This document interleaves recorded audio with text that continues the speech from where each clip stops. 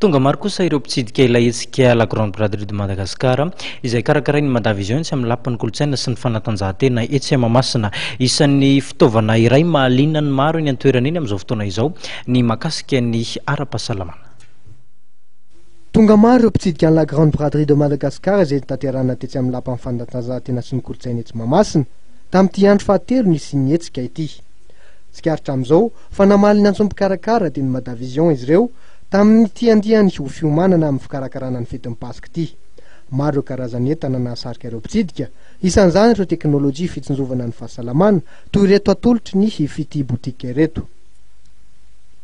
Eto zany zany dia ampafantatra aminareo momba ity fanaovana massage thérapie ity. Ity zany tena tsara be amin'ny fahasalamana, mahasitrana aretina be da be mihitsy izy ity. Sady efa misy boky amin'ny teny gasy manazava le point rehetrarehetra. Izy raha ohatra ka mitsabo amin'ny alalan'ny faladia dia ato koa mbola misy manoro ny point raha amin'ny vatana zany na amin'ny ratsambatana ohatran'izao. Dia zao karazany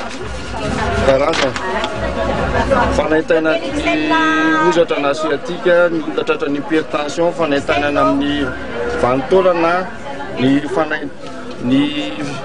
fikorontanana ny firaisana nofo ampiana be da be dia ato koa mbola misy manazava momba l'izy be da be zany amin'ity boky ity. Be da be ny aretina sitran'izy ity, be da be ihany koa nefa nahazo fahafapo, indrindrandrindra ho antsika olona efa tapaka lalandra reny. Hatramin'ny sery, ny koka, ny goty, ny siatika, ny rhumatisme zany sitranyity daholo. Ity zany tena lalay mihitsy ity, ary be da be nefa nahazo fahafapo tamin'izy ity. Hatramin'izao izy dia mbola be da be mihitsy mandray anjara aminy satria ny olona mifampitantara azy zany dia maka izy extra bambo izy ity dia misy matiera thérapeutique ao anatiny. Tsara dia tsara manena raha ohatra ianao mahazo an'izy ity raha mividy ianao rano dia refesinao ekipinao dia afaka 5 jours ianao verenanao refesina ny ekipinao ditanao fa misy fianana le ekipinao.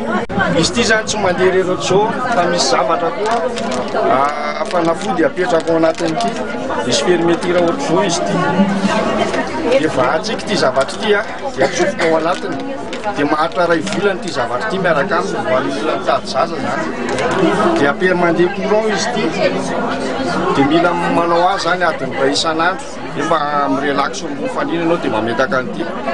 Nomarian'ny tompon'andraikitra ao anivon'ny Fity Boutique fa tsy misy fiantraikany amin'ny fahasalamana avokoa ireo akora izay atolony. Raha Pitso Sabotsy ny andro farany famotoan'ireo mpitsidika mahazatra ny la grande braderie de Madagascar.